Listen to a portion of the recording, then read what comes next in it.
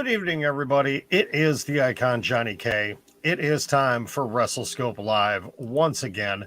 As always, please like the video, subscribe to the channel, and hit the notification bell so you can be updated whenever we end up going live on the channel tonight. Not doing TikTok this evening. It is just YouTube, Twitch, and Facebook Live, of course. Want to thank you for tuning in. As always, greatly appreciate everybody that jumps in here. And don't forget, please, if you have not followed me on other social media, click on my bio wherever you may be watching. You can click on the link tree and get caught up with all of our different social media accounts and connect there. So tonight, this is going to be another brief episode tonight.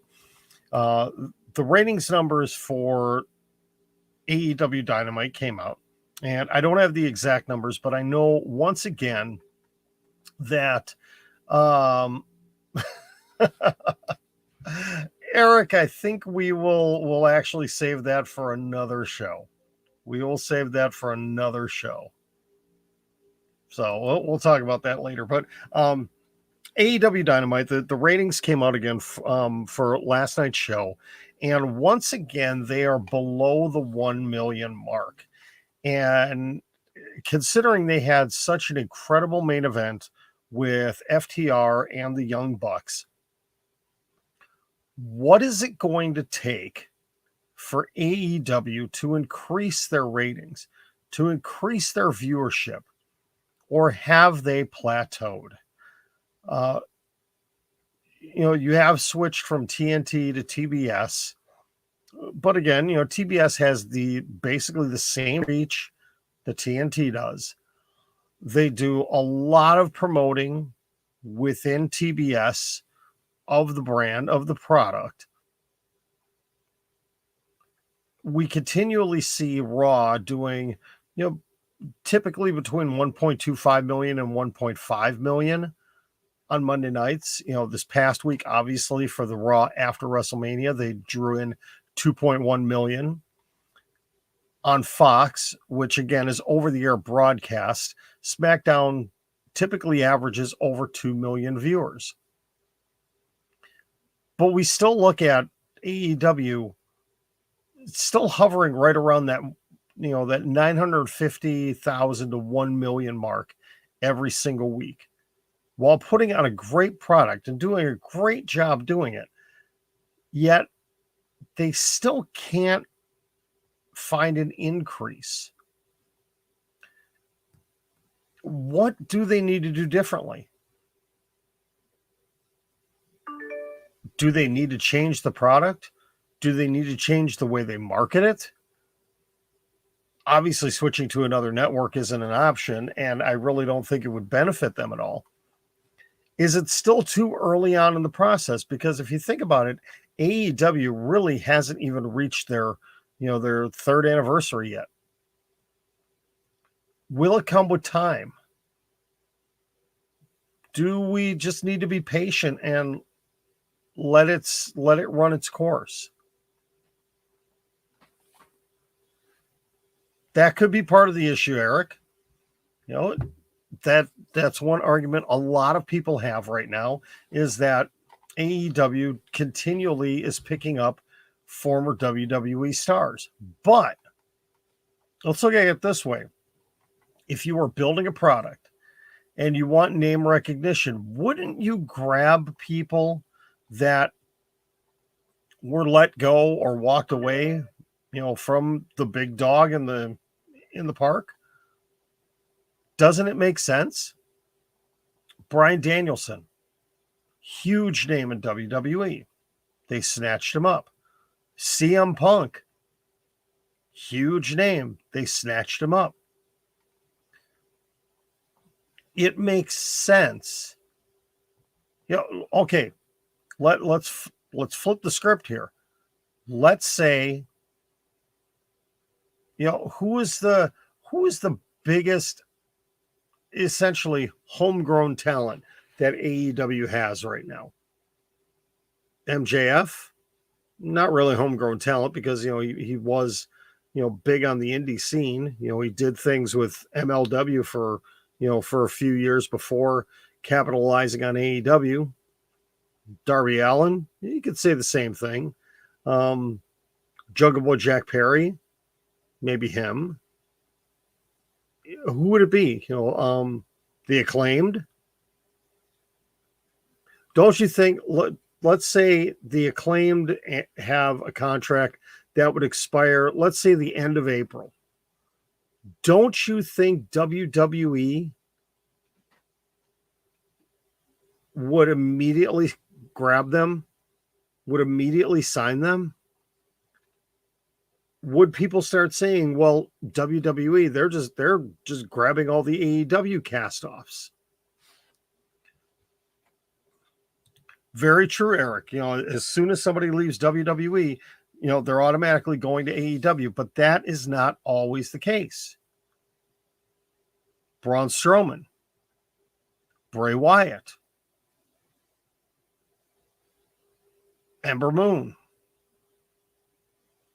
I mean, we could just actually, if we look at, you know what? Let's talk about this now. We're going to pull up WWE releases from 2021.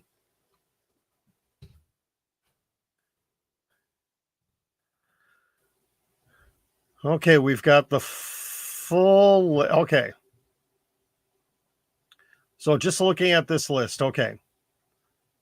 Month of December, Tony Storm and Jeff Hardy released.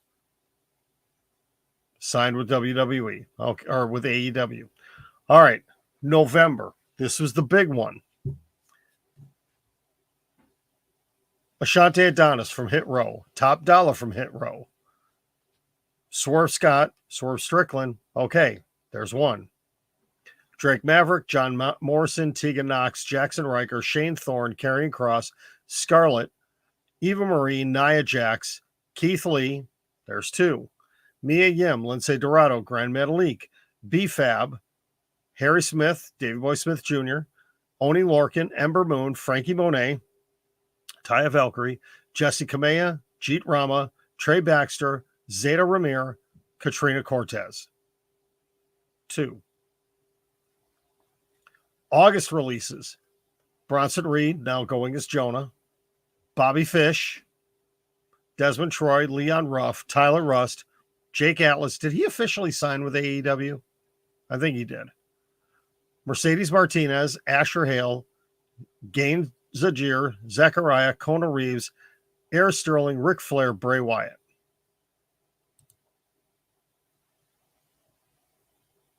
Okay.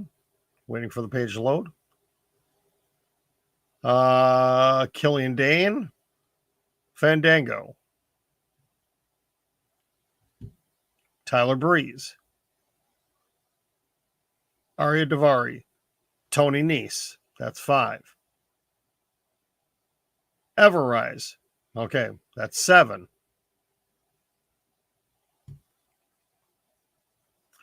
Arturo Ruiz, August Gray, excuse me.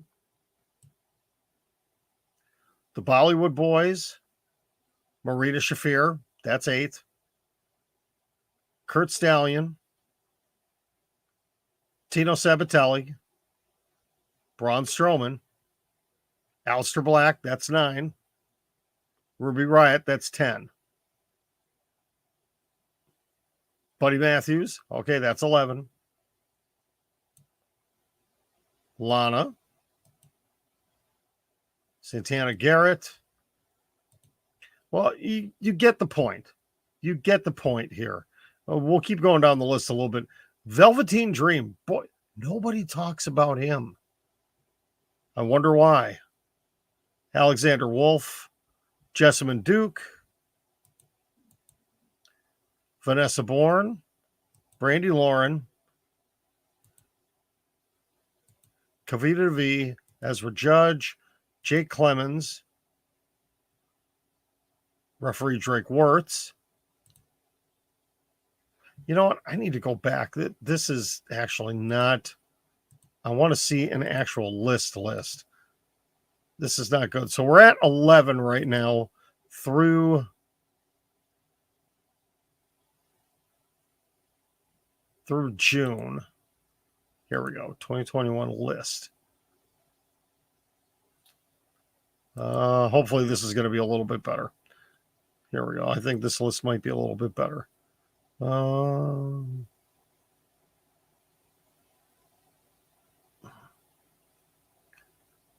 Okay, where did we leave? Here we go. All right. Back in April 15th, Samoa Joe. That's 12. Mickie James, Peyton Royce, Billie Kay, Bo Dallas, Chelsea Green, Kalisto, Wesley Blake, Tucker, Mojo Rawley. Andrade, 13. Steve Cutler, Lars Sullivan. Okay, we're going to skip those. Okay, that was the 2021 releases. 13 out of what was it, about 100 wrestlers and employees. So I think it was like about 75 talent, 80 talent. So 13 out of 80.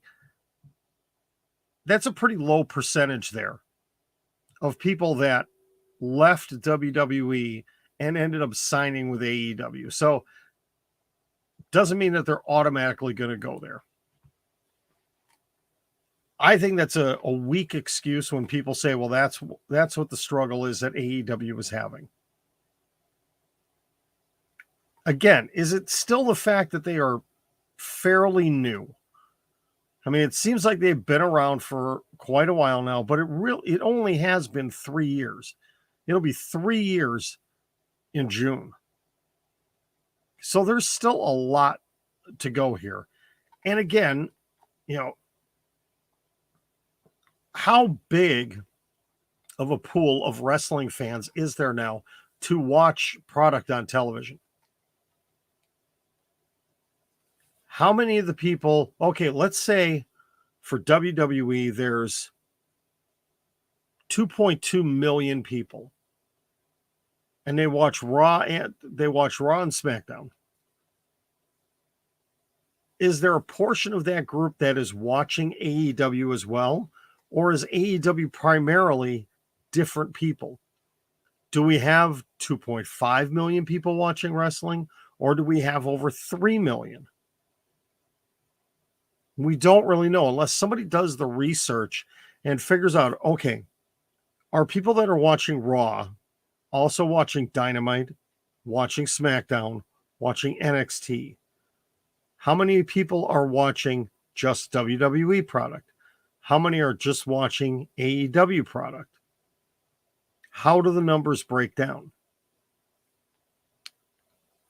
There's really no real true scientific way to be able to do it. But it'd be a great case study to find out how many people are crossing back and forth between the two products. Realistically, 3 if you include NXT. But again, I go back to the question that is kind of the basis of the show, and something for you to think about and throw your comments into the comment section is, what does AEW need to do to take a jump to that next level, to consistently be doing over 1 million, to be able to get to 1.25 and 1.5 million? What do they need to do? Or have they reached their plateau?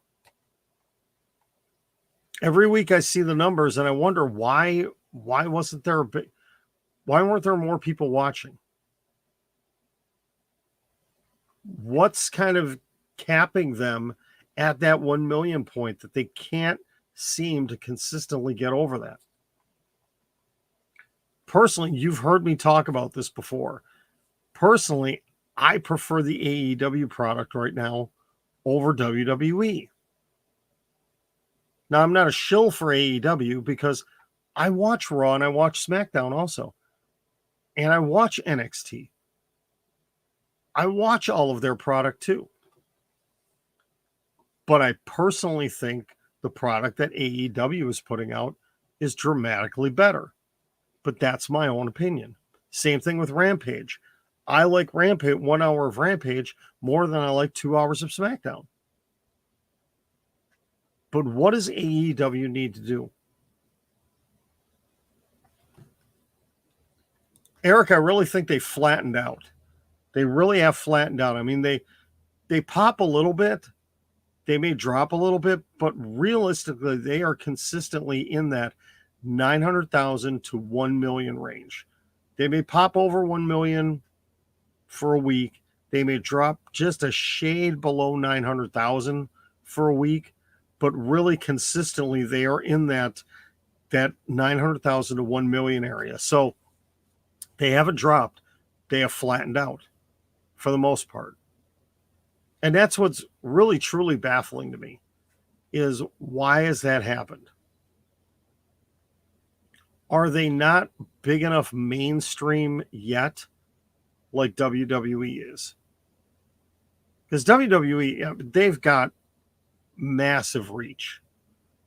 But again, they've been around in, under the Vince McMahon tutelage for over 40 years.